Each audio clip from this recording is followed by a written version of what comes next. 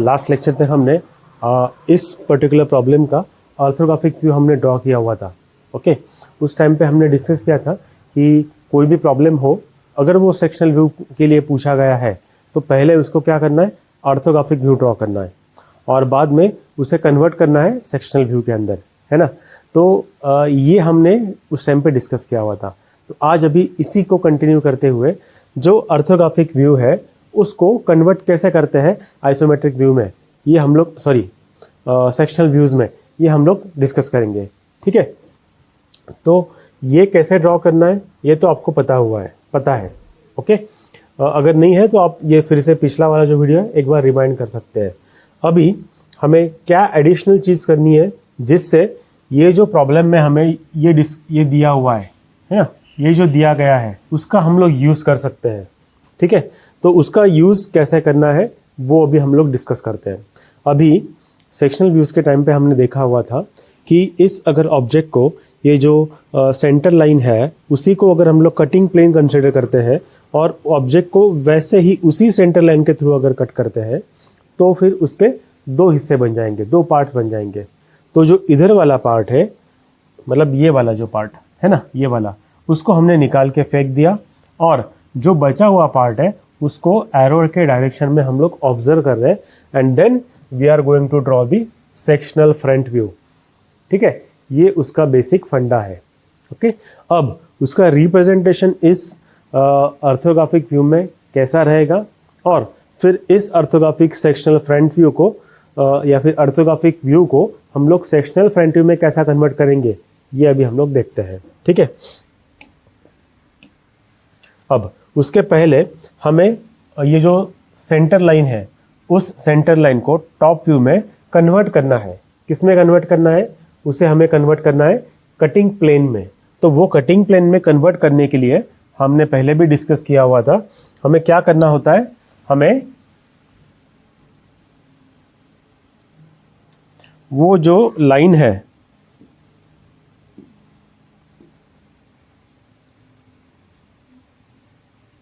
उस लाइन के जो सेंटर लाइन है उसको थोड़ा सा बोल्ड करना है। क्या करना है, बोल्ड करना है।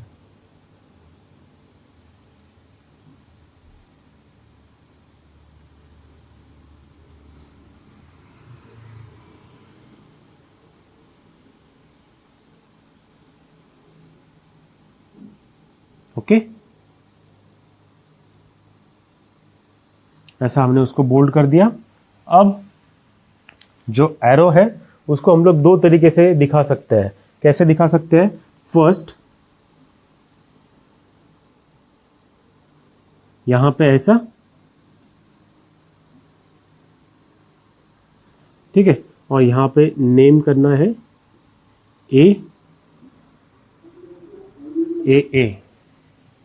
Section at A. ओके, तो ये उसका नेमिंग हो गया। ओके, इसी का दूसरा तरीका क्या हो सकता है, यही जो सेंटर लाइन है, से फॉर एग्जांपल ये जो कटिंग प्लेन है,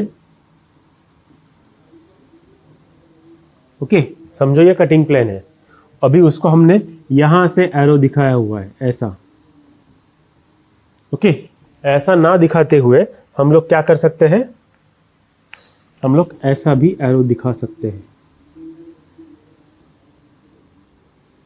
दोनों सही रहेगा, दोनों में कोई भी दिक्कत नहीं है। ठीक है,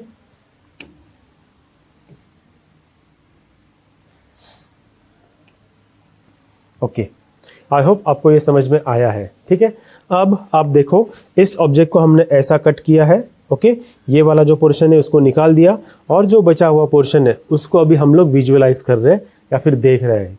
तो उस समय जब हम लोग इसको कट करेंगे, है ना, तो ये जो हिडन लाइन है, ये हिडन लाइन कन्वर्ट हो जाएगी किस में, कंटिन्यूअस थिक लाइन में। क्यों, क्योंकि ये तो क्या है, थ्रू आउट होल है और जब ये आगे वाला पोर्शन निकल गया, ओके, उस टाइम पे क्या नजर आएगा आपको, वो स्ट्रेट लाइन नजर आने वाली है। तो इसीलिए ये जो हिडन लाइन है it will get converted into continuous line.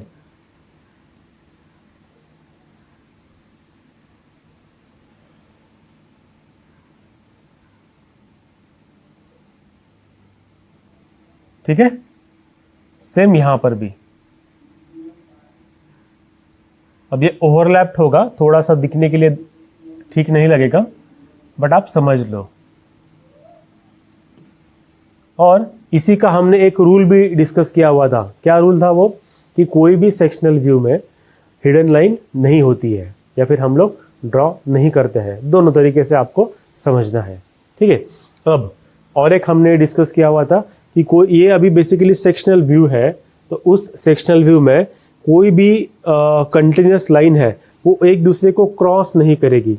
तो ये आपको एक इंडिकेशन है, ओके।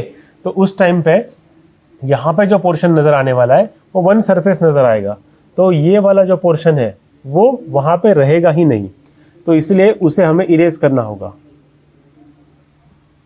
है ना। तो अभी मैं उसको इरेज कर रहा हूं।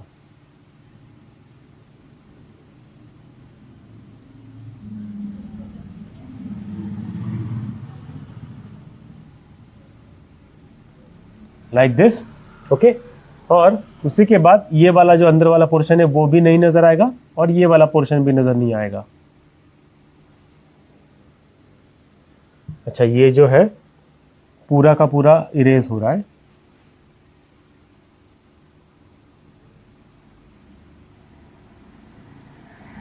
ठीक है, हम लोग पहले इसे इरेज कर लेते हैं।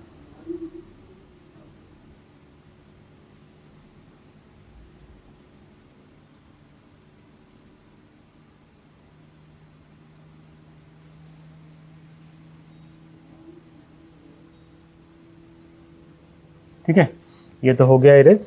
अब इसके बाद इसे इरेज करना है, बट वो इरेज नहीं हो रहा है, ये पूरा हो रहा है। तो हम लोग फिर से नया सर्कल वहां पे ड्रॉ कर लेंगे, जितना हमें चाहिए उतना ही हम लोग ड्रॉ कर लेंगे।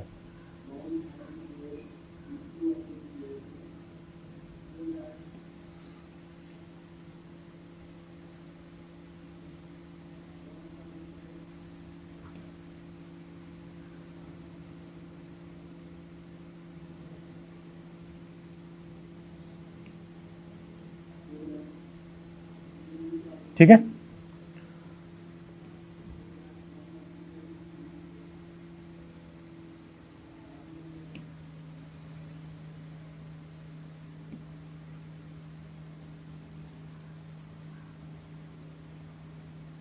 ओके। तो इतना ही रहेगा। अब उसको हम लोग रख देते हैं बाजू में।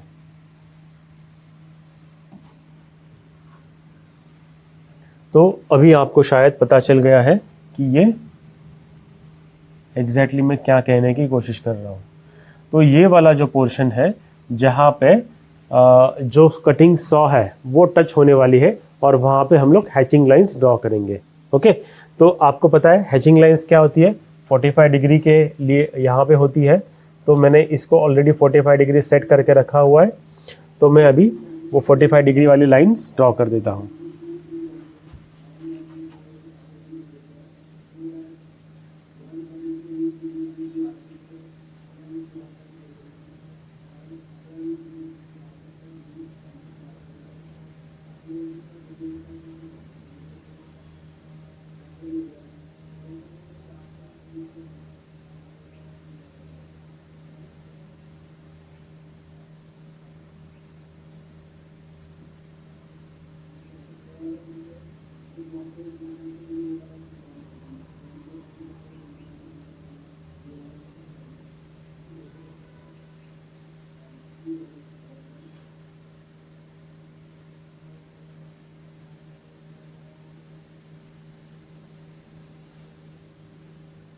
मैं भी ये सारे जो लाइंस हैं उसको ड्रॉ करके ले रहा हूँ।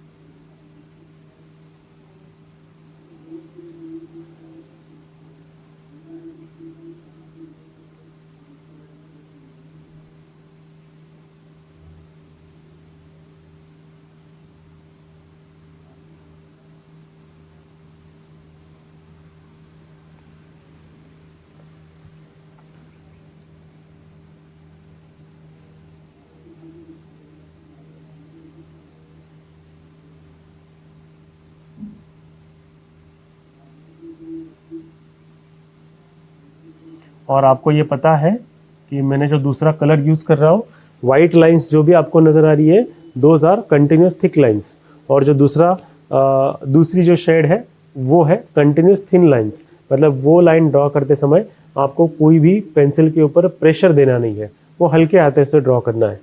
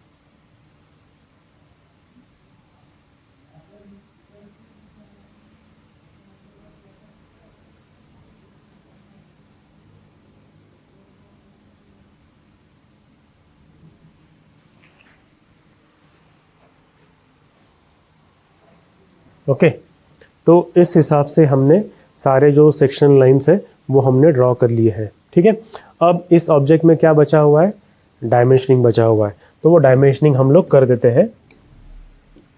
हमें बेसिकली क्या, 1-2 मार्क के लिए डायमेंशनिंग करना है, तो वो उसमें से क्या क्या हम लोग कर सकते हैं वो हम लोग अभी देखते हैं। तो सबसे पहले ये जो 60 है और ये जो 30 है वो हम लोग यहाँ पे दे सकते हैं क्या? यस, ऑफ कोर्स हम लोग दे सकते हैं। तो उसके लिए अभी हमें क्या करना होगा, डायमीटर सेलेक्ट करना होगा, और ये जो एंगल है इसे चेंज करके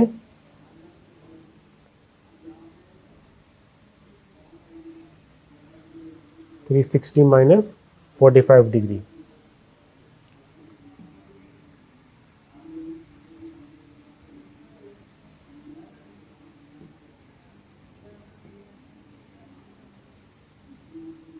ओके, यहाँ पर हमने इसको 45 डिग्री में ले लिया है। अब इसके बाद ये जो सारे ऊपर के जो सर्कल्स है 60, वो तो हम लोग यहाँ पे दे सकते हैं, कोई दिक्कत वाली बात नहीं है। ठीक है, अब ये जो अंदर वाला है उसे देने के लिए यही हमें लाइन लेनी पड़ेगी। ठीक है, तो इसको मैं वापस से 45 डिग्री में ले लेता हूँ।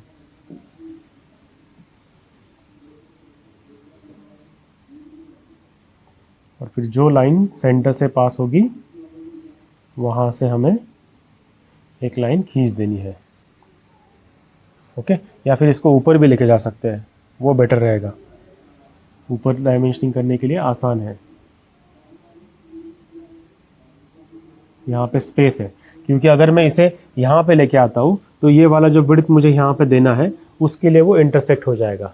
हमें हमेशा एक कोशिश करना है, कोई भी लाइन जो है एक दूसरे को काटनी नहीं चाहिए, है ना।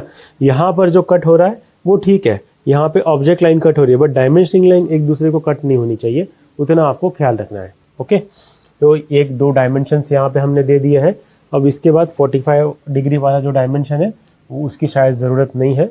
ठीक है, तो अभी ये 2 डायमेंशंस हो गए। उसके बाद ये जो हाइट है दैट इज़ ऑफ 40 एंड 20, क्या वो हम लोग यहाँ पे दे सकते हैं?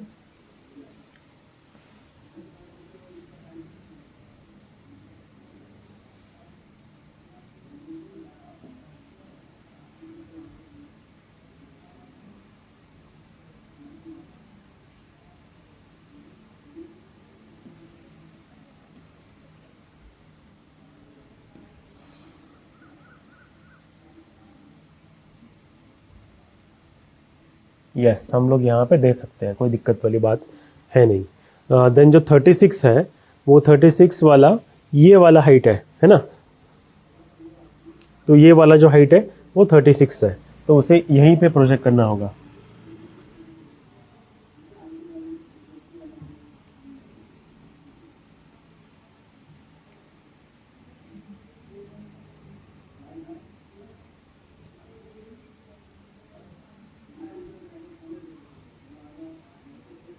ठीक है, 36 को भी मैंने कर दिया। अब जो सबसे बड़ा है 80, वो 80 हम लोग यहाँ पे दे सकते हैं। ओके,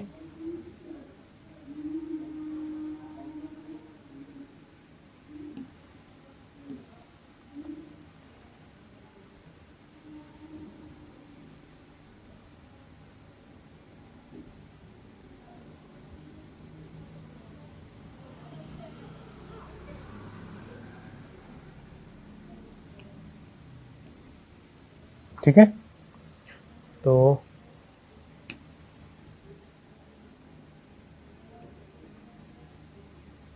ये वाला यहाँ पे आ गया। देन नेक्स्ट इज, हाँ, ये जो 20 और 40 वाला है उसको भी हम लोग जो डायमीटर है उसी की तरह ट्रीट करके यहाँ पे उसका डायमेंशनिंग कर देते हैं।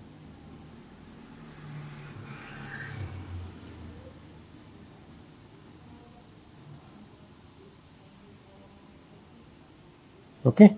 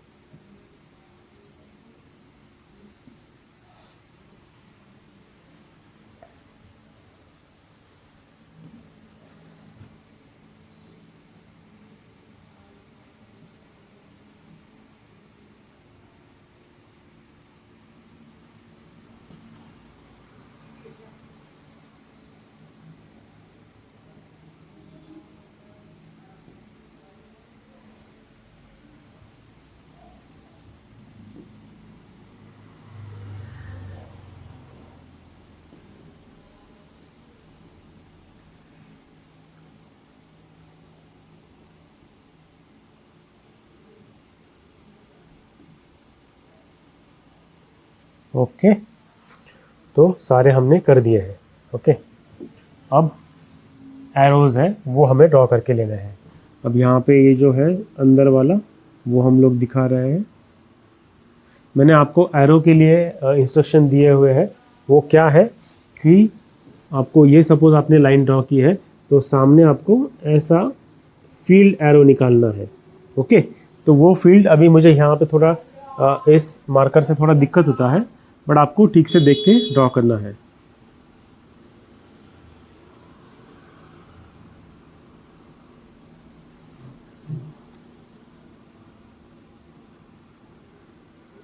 जितना है उतना मैं कोशिश कर रहा हूँ सेम ऐसा बनाने के लिए। ओके,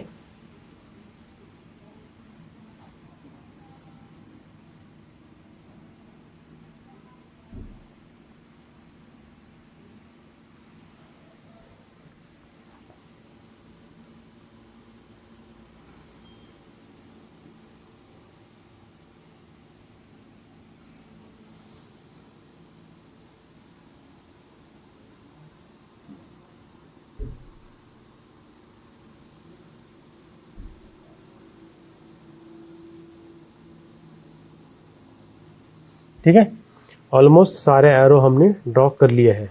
अब बारी है डायमेंशनिंग की। ठीक है, तो ये जो बड़ा सर्कल है इट इज़ ऑफ 60 डायमीटर। सो यहाँ पे हम लोग लिख देंगे डायमीटर 60। ठीक है, then next is diameter of 30।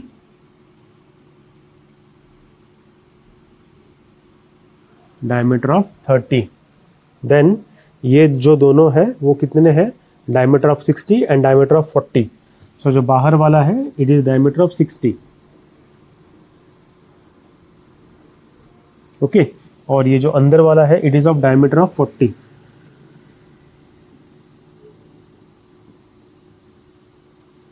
ठीक है।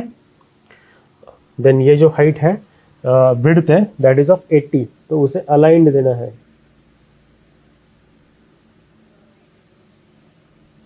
Okay. Then this is of 36।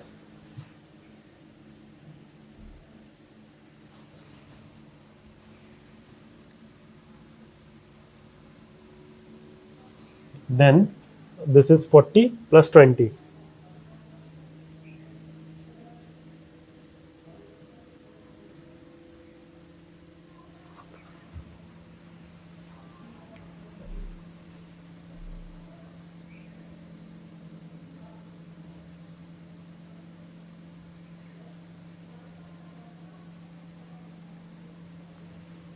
That's it. So जो मेजर डायमेंशंस है वो हमने दे दिए हैं। सो आई होप आपको ये वाला प्रॉब्लम समझ में आया होगा। ओके। ऐसा ही हम लोग और भी प्रॉब्लम्स ड्रॉ करेंगे या फिर सॉल्व करेंगे। तो अभी फ़िलहाल के लिए हम लोग इस प्रॉब्लम को यहाँ पे